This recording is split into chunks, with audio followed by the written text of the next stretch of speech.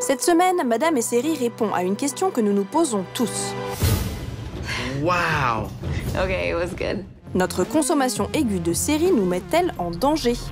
Devons-nous arrêter de binger de toute urgence? Sommes-nous des drogués des images et des cliffhangers?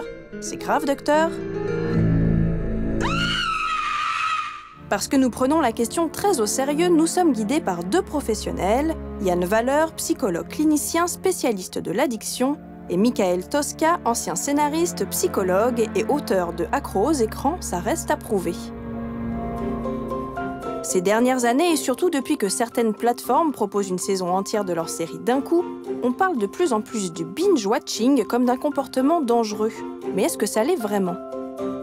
Je ne vais pas le positionner comme dangereux. Pourquoi? En tant que telle, la série, elle n'est pas porteuse de danger majeur. Évidemment, toute proportion gardée, c'est-à-dire qu'il faut que le contenu soit adapté à la caractéristique de la population qui l'observe, à savoir sa caractéristique d'âge et de sensibilité. Et en tant que telle, une série télévisée ne va pas avoir de conséquences qu'une prise d'héroïne, une prise intensive d'alcool.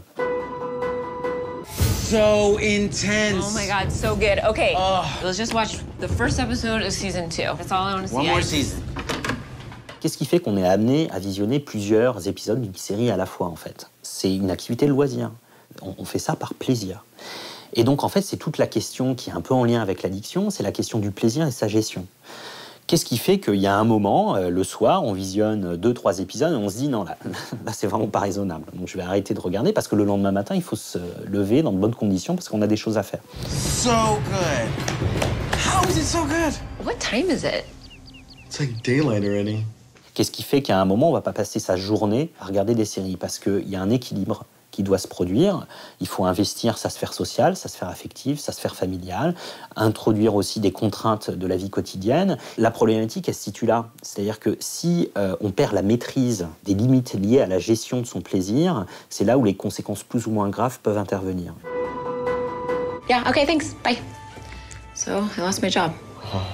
One more episode? Yeah. Il est évident que tout objet de plaisir peut avoir une vocation antidépressive. Quand on dit qu'une série est addictive, c'est plutôt lié à sa qualité. Après, il y aurait ce qu'on appellerait des séries addictogènes, c'est-à-dire qu'à l'intérieur, lorsqu'on rentre dans une réflexion sur la structure, on se rend compte qu'il y a quelque chose qui nous empêche de décrocher. Et c'est pas toujours, pour le coup, un signe de qualité. Great. Whoa, wait. What? That's the last one. Satisfying finale, that's it. Je ne pense pas que le concept d'addiction aux séries existe, ou alors de manière galvaudée un petit peu. Comme ça, on en parle, comme ça, un peu pour se moquer de soi. Je suis complètement accro à cette série. Ça veut dire je l'aime de manière folle et passionnelle. Parce que j'aime les personnages, parce que je les aime, je les suis depuis longtemps. Et la série nous propose quelque chose qui est une narration qui dure, à l'inverse d'un film qui est une expérience qui dure à peine 2-3 heures. We survive. We bring civilization back to this world.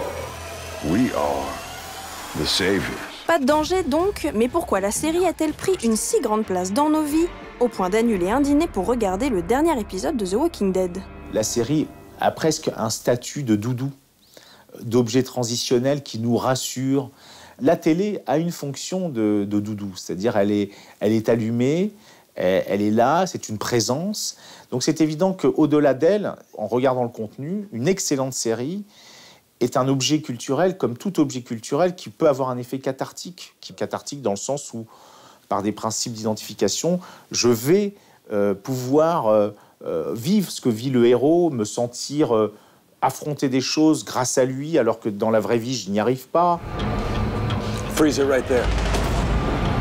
It's power. Face à une série télévisée, vous n'êtes pas passif, vous n'êtes pas soumis au produit. Votre cerveau, il est en activité. Votre cerveau, il travaille des émotions. Il travaille un sens critique aussi.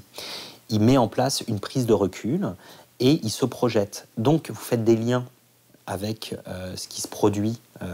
En fait, c'est la même chose que quand vous lisez un bon roman.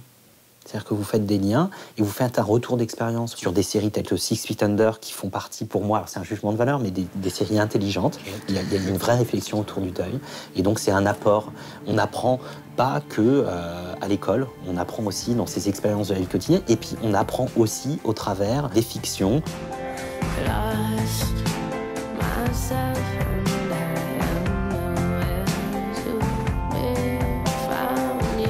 La vérité, c'est que le grand talent des scénaristes et la qualité des séries que l'on regarde ne sont pas les seules raisons pour lesquelles nous avons tendance à empiler les visionnages. L'autre raison, c'est que notre monde nous y pousse. On vit dans une société, moi, que je qualifie d'addictogène, qui va mettre l'individu avant le groupe et qui va valoriser l'intensité et la rapidité. C'est-à-dire que vivre des expériences intenses et rapides et de plus en plus fortes, c'est plus l'exception, ça devient la règle. Et indirectement, du coup, ça introduit la notion de dopage. On est du coup assujetti à avoir vu le dernier épisode de la dernière saison, de la dernière série à la mode. Il y a une affaire avec la performance. My eyes are getting salty. Like when I blink, it stings. When's the last time you brushed your teeth? I can't remember. On est aussi dans une société où la maîtrise de l'attente et de la frustration est très mise à mal. C'est-à-dire, on a une société consumériste qui nous propose tout maintenant, ici, à notre portée. Ça, c'est au détriment du plaisir projeté et diffusé, qui a quand même plus de garanties sur la construction individuelle. C'est toute la problématique, au fond, qu'on rencontre dans d'autres choses, c'est la différence entre le besoin et le désir. Lorsqu'on est dans un besoin, à partir de ce moment-là, au fond, on est presque dans un rapport quasi physiologique. Il me faut ma dose, sinon je m'effondre. Alors, j'ai jamais encore eu de patients qui sont venus pour ces problématiques-là, mais c'est peut-être un signe qu'en effet, il y a une dépression latente. Bon, disons les choses. Alors, on est dans un environnement assez dépressiogène parfois. Donc, c'est vrai qu'on a peut-être d'autant plus besoin, à certains moments, d'avoir des séries, comme un moyen d'aller mieux, tout simplement. Conclusion, la série ne nous veut aucun mal. Le seul mal possible, c'est un peu nous qui nous le faisons en surconsommant les épisodes, sans saisir chaque émotion et chaque subtilité de ces belles histoires. Alors la bonne résolution de Madame et Série pour 2017, c'est de lever le pied et de savourer. You have to go to his house. We're going right now. Come on, get in the car. Legs are cramped.